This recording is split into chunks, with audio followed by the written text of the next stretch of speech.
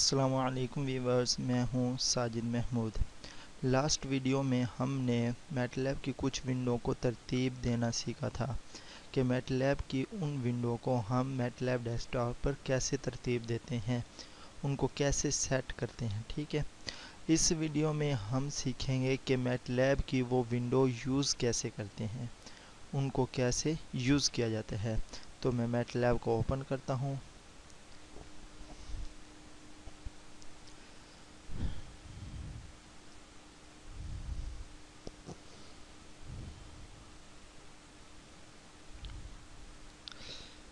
MATLAB open हो गया है। तो यहाँ मेरे पास सिर्फ दो विंडो है। वर्कस्पेस विंडो मौजूद नहीं है, तो पहले मैं वर्कस्पेस विंडो को ले आता हूँ। डेस्कटॉप ऑप्शन और वर्कस्पेस, ठीक है। तो मेरे पास यहाँ तीनों विंडो आ चुकी हैं। Command history window, workspace window और कमांड विंडो। तो हम यहाँ से शुरू करते हैं कि कमांड विंडो में कमांड कैसे देते हैं। जैसा कि मैंने पहले अपनी वीडियो में बताया था कि ये जो दो लेस देन के साइन हैं, इन्हें हम प्रॉम्प्ट कमांड कहते हैं और कर्सर हमेशा इनके आगे होता है। और जहाँ ये प्रॉम्प्ट कमांड और कर्सर होता है, वहीं हम कमांड एंटर करते हैं। फॉर एग्जांपल मैं एक कमांड देता हूँ 2+3। अभी इसमें मैंने अपनी कमांड में कोई भी वेरिएबल डिक्लेयर नहीं किया, क्योंकि वेरिएबल जब हम डिक्लेयर करते हैं तो उसका सबसे पहले वाला लेटर हमेशा इंग्लिश का होना चाहिए, लेटर्स होने चाहिए, अंग्रेज़ी लेटर्स होने चाहिए। ठीक है, कमांड देने के लिए।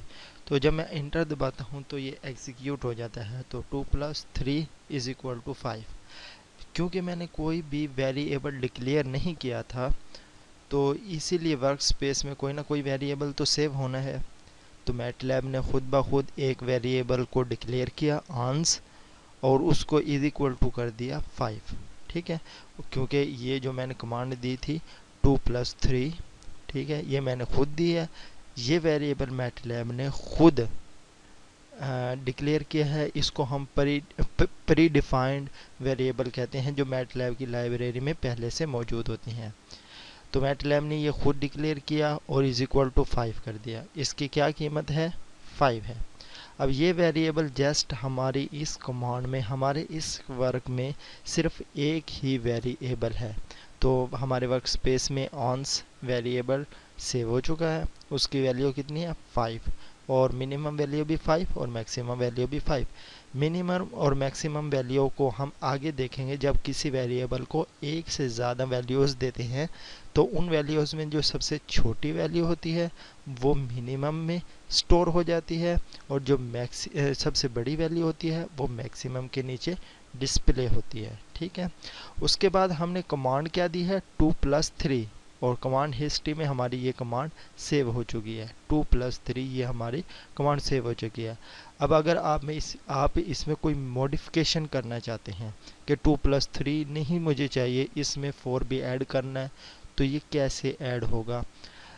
क्योंकि आप बैक स्पेस से पीछे नहीं जा सकते। जब एक मरतबा आपने कमांड दे दी है, एंटर कर दिया है, एग्जीक्यूशन हो चुकी है, तो आप दोबारा बैक स्पेस से पीछे नहीं जा सकते। तो 2+3 में 4 कैसे ऐड किया जाए? आप अपने कीबोर्ड में से अपर एरो का बटन दबाएंगे, ये अपर एरो। जब आपने अपर एरो का बटन दबाया तो वही कमांड जो इससे पहले लास्ट कमांड जो एग्जीक्यूट होगी, सिर्फ वही दोबारा हमारे पास डिस्प्ले हो जाएगी कर्सर के आगे। तो 2+3 दोबारा आ चुका है। इसमें मैं 4 ऐड कर देता हूँ। ये मैंने 4 ऐड कर दिया है। अब एंटर दबाता हूँ तो मेरे पास आंस जो वेरिएबल है उसको क्या वैल्यू असाइन हुई है? 9, क्योंकि 2+3 5 + 4 = 9 होता है। तो हमारे पास ये 9 आ चुका है। तो इस तरह हमने लास्ट एग्जीक्यूशन कमांड को मॉडिफाई कर दिया है। ठीक है, अब इस कमांड विंडो को, अब क्योंकि एक ही वेरिएबल है, यहाँ भी आंस है, यहाँ भी आंस है। अब 5 से चेंज होकर आंस की वैल्यू कितनी होगी? 9। तो हमारी वर्क स्पेस में भी वैल्यू ऑटोमेटिकली चेंज हो चुकी है। ठीक है, अब यहाँ से हम कमांड विंडो को क्लियर करना चाहते हैं, साफ़ करना चाहते हैं। हम चाहते हैं कि हमारा काम बहुत ज़्यादा हो चुका है, इसीलिए हम इसको क्लियर करना चाहते हैं। तो आप एक कमांड देंगे CLC, ये आपने कमांड दी है तो हमारी बिल्कुल कमांड विंडो से साफ़ हो चुकी है, क्लियर हो चुकी है।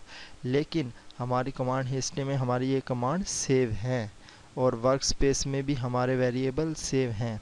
ठीक है, अब आप फॉर एग्जांपल 2+3, अब यहाँ कर्सर ले आता हूँ मैंने एक कमांड दोबारा दी है 2+3। ठीक है, अब अगर इसके शुरू में मैं परसेंटेज का साइन ले आता हूँ तो ये एक ग्रीन कलर की हो जाती है स्टेटमेंट हमारी। इस ग्रीन कलर की स्टेटमेंट का मतलब होता है कमेंट्स। ठीक है, अगर आप अपनी किसी भी कमांड पर कमेंट्स देना चाहते हैं तो पहले परसेंटेज का साइन लगाएंगे और उसके बाद तो एग्जीक्यूशन के दौरान इसका कोई भी असर नहीं होता हमारे उस पर एग्जीक्यूट, ये कमेंट्स एग्जीक्यूट नहीं होते। बस जस्ट इस तरह ही अगर आप कोई कमेंट्स लिखना चाहते हैं, जैसे मैं यहाँ 2+3 के बारे में कमेंट्स लिखना चाहता हूँ कि ये मैंने परसेंटेज का साइन डाला है टू ऐड इन 3। ठीक है, अब ये कमेंट्स मैंने लिख दिए है कि 2 को 3 में ऐड कर दें। ठीक है, तो ये कमेंट्स एग्जीक्यूट नहीं होगा, जस्ट क्या एग्जीक्यूट होगा हमारे पास 2+5 एग्जीक्यूट होगा। और ये कमेंट्स जो भी हम यहाँ अपनी कीबोर्ड से लिखेंगे वो यहाँ हमेशा कमांड हिस्ट्री में आ जाएगा। और क्यों अब वेरिएबल की वैल्यू 5 हो चुकी है तो यहाँ दोबारा ऑटोमेटिकली वेरिएबल की वैल्यू 5 आ चुकी है। ठीक है, अगर आप इसमें कोई ऐसी कमांड देना चाहते हैं कि आपकी वो एग्जीक्यूट ना हो बल्कि उससे अगले वाली कमांड एग्जीक्यूट हो, फॉर एग्जांपल मैंने ये कमांड दी है 3, इसको मैं एग्जीक्यूट नहीं करना चाहता तो आप इसके आगे क्या डालेंगे, सेमीकोलन। तो जब सेमीकोलन डालेंगे ये एग्जीक्यूट नहीं होगी, जबकि मैं इससे आगे वाली कमांड जो 2+4 में फॉर एग्जांपल देता हूँ ये वाली एग्जीक्यूट हो जाएगी। ठीक है, तो जो कीबोर्ड पे अपर एरो है उससे सिर्फ लास्ट एग्जीक्यूशन कमांड जो होती है वो दोबारा आती है, ना कि उससे पीछे वाली में कैसे मॉडिफिकेशन करते हैं ये इंशाल्लाह आगे डिटेल में पढ़ेंगे जब स्क्रिप्ट फाइल बनाएंगे, जब एडिटर पढ़ेंगे। ठीक है, कमांड एडिटर विंडो पढ़ेंगे तब इंशाल्लाह हम इसमें वो करेंगे। अब इसको मैं दोबारा क्लियर कर देता हूँ। ठीक है, ये सॉरी CLC क्लियर। ठीक है, ये मैंने इसको दोबारा क्लियर कर दिया।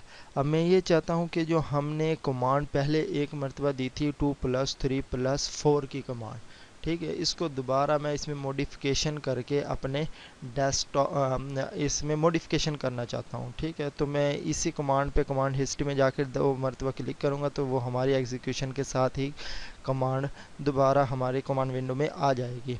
ठीक है, अब इसमें एग्जीक्यूशन कैसे होगी, अपर एरो दबाओगे आप। ठीक है, और इसमें 5 को ऐड कर देता हूँ और ऐड, तो ये ऐसे हमारी क्या होते हैं मॉडिफिकेशन हो चुकी है।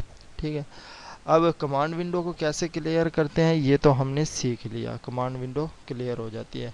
लेकिन वर्क स्पेस और कमांड हिस्ट्री को कैसे क्लियर करते हैं, ये अगर आप यहाँ CLC के बजाय क्लियर कमांड देते हैं, CLAR क्लियर कमांड, तो हमारे पास जो हमारी वर्क स्पेस है वो क्लियर हो जाती है। और कमांड हिस्ट्री को कैसे क्लियर करते हैं, यहाँ एडिट में जाएं और यहाँ से क्लियर कमांड हिस्ट्री पे, तो ये कमांड हिस्ट्री भी क्लियर हो जाती है। ठीक है, एडिट में तीनों कमांड्स को विंडोज़ को क्लियर करने के ऑप्शन है, clear command window, clear command history, clear work space.